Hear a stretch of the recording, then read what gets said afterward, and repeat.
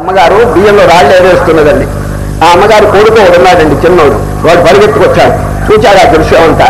అమ్మ అమ్మ, అన్యాయం అన్యాయం, ఈ బియ్యం రాళ్ళు బియ్య బస్తాలో చాలా రోజులు క్షేమంగా అన్యోన్యం మైత్రితో ఉన్నారే, వాళ్ళ స్నేహానికి నువ్వు భంగం చేసి వేరు చేస్తున్నావా అని అడిగాడండి.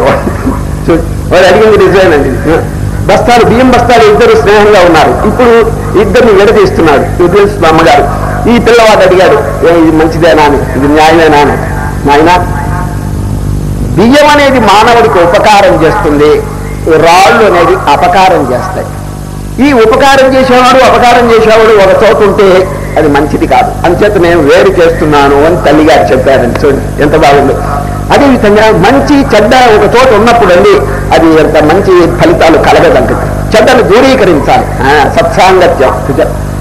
హృదయంలో కూడా రెండు ఉంటాయండి, సద్గుణాలు దుర్గుణాలు రెండు ఉంటాయి. ఈ తెలివిగలవాడు దుర్గుణాన్ని కొంచెం ప్రయత్నపూర్వకంగా మెడపెట్టి గెంటితే తప్ప ఏమండి ఈ సద్గుణాలకి క్షేమం లేదండి. లేకపోతే దే విల్ డివోర్, మింగేస్తాయండి ఈ సద్గుణాలని దుర్గుణాలు. అమ్మగారు